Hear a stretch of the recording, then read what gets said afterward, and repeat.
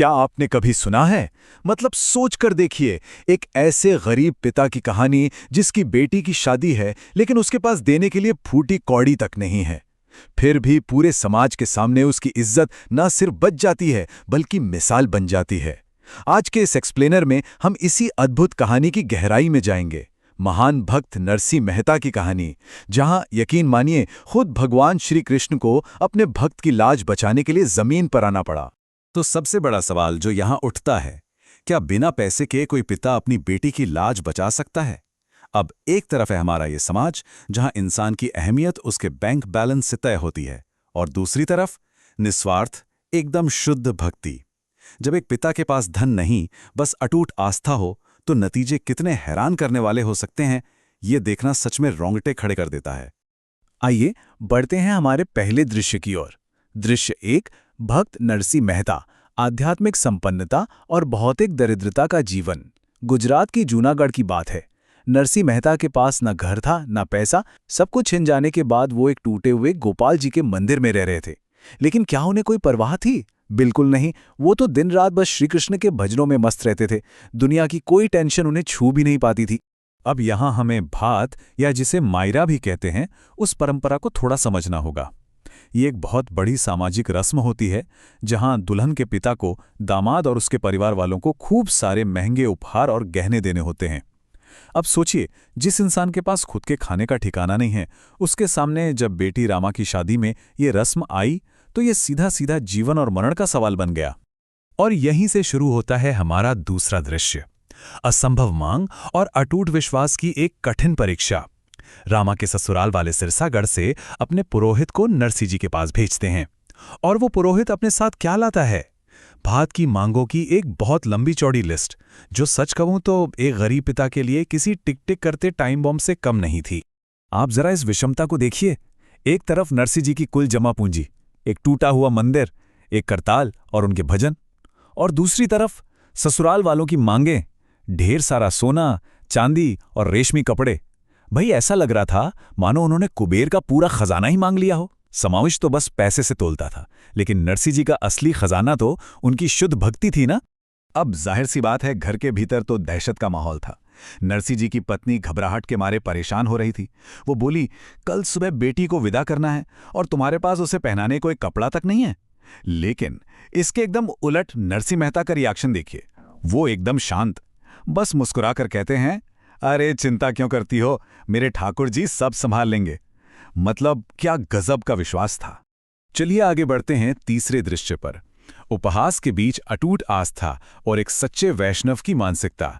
अब आप सोच रहे होंगे कि इतने तानों और बेइज्जती के बीच भी कोई इतना रिलैक्स्ड कैसे रह सकता है?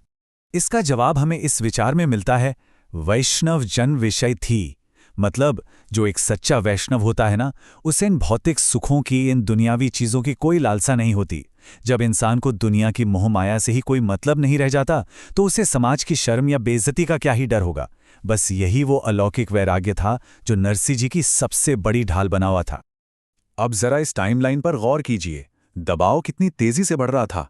पहले दिन वो पुरोहित लिस्ट लेकर आता है, तीसरे दिन तक घर में सुई तक तैयार नहीं है, और नरसिंह जी वो तो अपने भजनों में मगन हैं। और फिर फाइनली आ जाता है विवाह का दिन।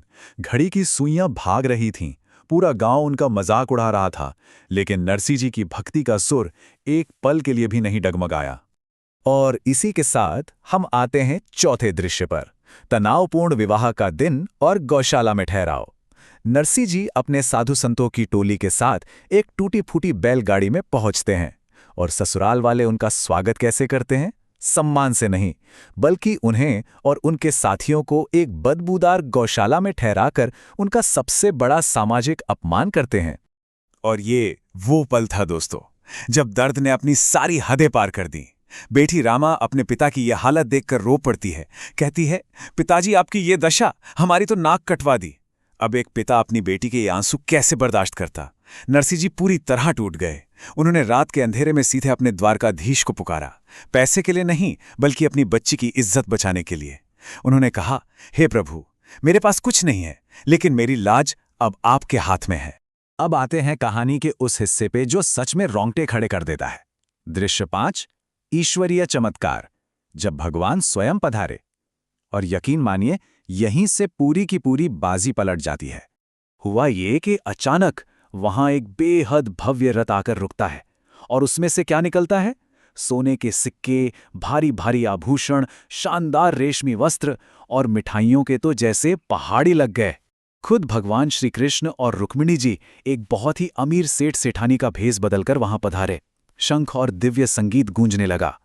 वो भात इतना विशाल था कि जिन लोगों का समाज नरसिंह जी का मजाक उड़ा रहा था ना, उनका सारा का सारा अहंकार एक झटके में धूल में मिल गया। लेकिन सबसे बड़ी बात क्या है पता है? इतना बड़ा चमत्कार हो गया, समाज अचानक उनकी इज्जत करने लगा, फिर भी नरसिंह जी के अंदर रत्ती भर भी अहंकार नहीं आया। जब लोग एकदम हैरान होकर उनसे पूछने लगे कि भाई ये सब कैसे हुआ, तो उन्होंने बस हाथ जोड़कर मुस्कुराते हुए कहा, मैंने कुछ नहीं किया, ये सब तो बस मेरे श्री कृष्ण की कृपा है। उन्होंने सारा का सारा श्रेय भगवान के चरणों में रख दिया। तो हम आते हैं अपने छठे और आखिरी दृश्य पर, सच्ची भक्ति का संदेश। मांगने से बड़ा है समर्पण। इस पूरी कहानी से हमें यही समझ आता है कि सच्ची भक्ति का मतलब भगवान से हमेशा चमत्कारों की उम्मीद करना नहीं है, बल्कि खुद को पूरी तरह से उनके हवाले कर देना है। अब हम आज के इस एक्सप्लेनर के बिल्कुल आखिर में आ गए हैं, लेकिन जाने से पहले मैं आपके सामने एक बहुत ही गहरा सवाल छोड़ना चाहता हूं।